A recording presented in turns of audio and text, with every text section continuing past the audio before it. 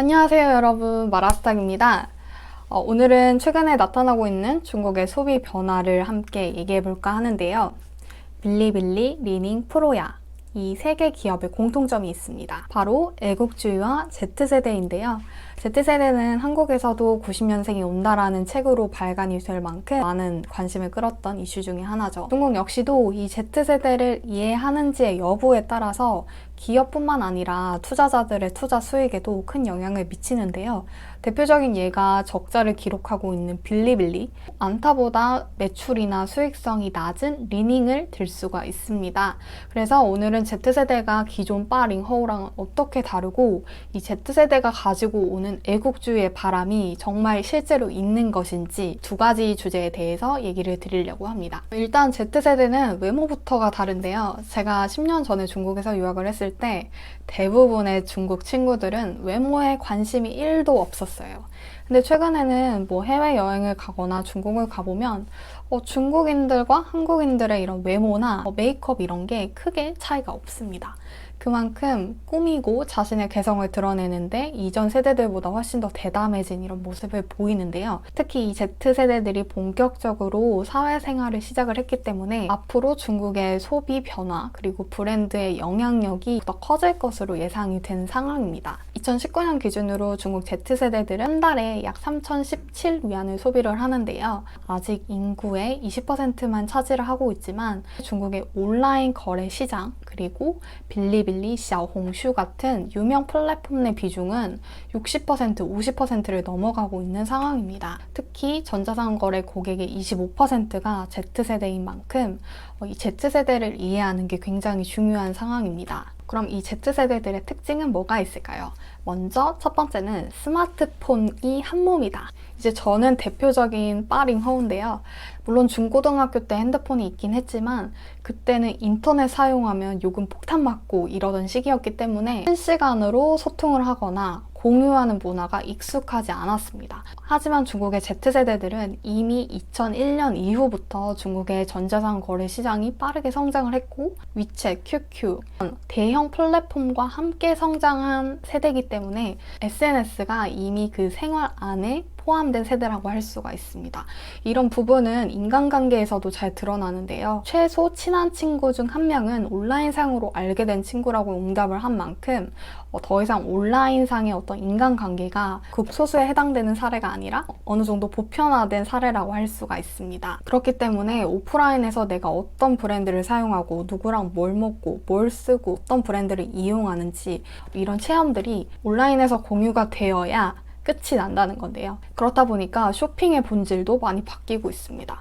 옛날에는 친구나 아니면 나 혼자 물건을 사고 너무 좋으면 친구들한테 알리는 정도였지만 이제는 내가 모르는 사람한테도 후기를 같이 올리면서 보지도 않은 사람들이랑 어떤 유대관계를 맺게 되는데요. 즉 모든 경험을 실시간으로 공유하는 세대가 되고 있습니다. 공유의 끝판왕인 브이로그의 제작자를 보시면 컨텐츠 제작의 42%가 Z세대가 차지를 하고 있습니다. 어떤 물건, 어떤 음식 자체의 본질에 소비의 핵심이 있는 게 아니라 공유하는 게 좀 더 중요해진 건데요. 음식이 아무리 맛있어도 사진을 찍었을 때 예쁘게 나오는 것도 중요하고요. 물건 자체보다도 디자인과 포장이 너무 중요해진 상황입니다. 중국은 어떤 디자인적인 측면에서는 한국이나 일본 대비해서 뒤처졌던 게 사실인데 이제는 점점 공유가 중요해지다 보니까 중국 기업들 역시도 디자인에 신경을 쓰기 시작을 합니다. 이걸 가장 잘 드러내주는 화장품 브랜드가 저는 화시즈라고 생각을 하는데요. 화시즈는 중국의 문화를 잘 접목을 해서 소위 말해 인스타용으로 찍기에 너무 좋은 제품들을 계속 런칭을 하고 있고 이런 점이 제품 매출액 증가로도 반영이 되고 있습니다. 또한 중국에서 정말 유명한 헤이티라는 브랜드 역시도 로고도 깔끔하게 귀엽게 만들어졌고 상품 역시도 이전에 투박했던 중국산이 아니라 위챗 모멘트나 샤오홍슈에 올리고 싶게 만들어진 상황입니다. 두 번째 특징은 플렉스입니다. 이 사진들은 코로나 기간 동안 억눌렸던 중국인들의 소비가 폭발했다 후기들인데요. 현재 Z세대들은 24살 미만이기 때문에 그렇게 돈이 많진 않지만 중국 온라인 럭셔리 소비의 59%나 차지를 하고요. Z세대의 50%가 연간 900만 원 이상을 럭셔리 소비에 사용하는 것으로 나타났습니다. 아직 24살도 안 된 사람들이 어떻게 이렇게 돈을 많이 쓸 수 있었을까? 신용 구매에 그 포인트가 있는데요. 중국에서 위광주라는 말이 있습니다. 월급을 하나도 남김없이 사용한다. 이제는 이 월급 루팡을 넘어서서 내가 정말 마음에 드는 물건이 있으면 신용 상품을 써서라도 물건을 산다, 이런 개념으로 바뀌고 있는 건데요. 중국은 한국, 일본보다 훨씬 더 저축을 미덕으로 여기는 국가이기 때문에 신용카드 시장이 상대적으로 덜 발전해 왔습니다. 하지만 최근에 이런 Z세대들은 신용 구매에 굉장히 오픈된 상태인데요. 수닝 플랫폼에서 지난해 광고운절 기간에 대출로 상품을 구매한 사람들을 비교해 봤더니 Z세대의 주문량이 70% 이상이나 증가를 하면서 가장 빠르게 증가를 했고요. 그만큼 내가 정말 좋아하는 브랜드, 내가 정말 좋아하는 상품이라면 내 형편이 안 되더라도 물건을 사는 모습이 나타나고 있습니다.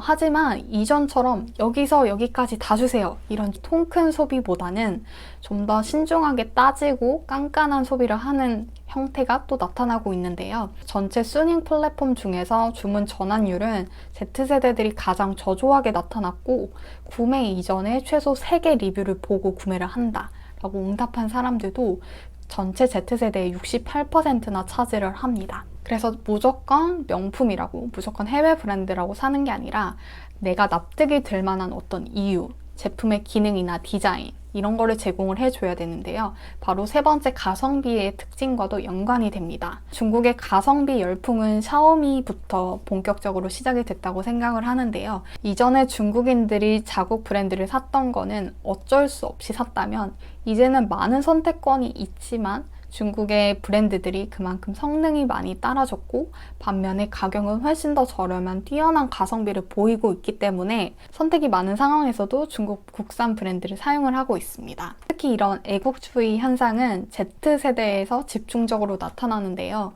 알리바바 연구 결과에 따르면 연간 1인 평균 국산 제품 소비를 가장 많이 하는 세대는 90년대 이후로 나타났고요. 70년대 이후에 태어난 세대들 같은 경우에는 어쩔 수 없이 상대적으로 저렴했던 안타, 오포를 사용을 했다면 90년대 이후는 내가 원해서 가성비가 높기 때문에 화웨이, 뿌구, 화시즈 같은 중국 국산 브랜드를 사용을 하고 있습니다.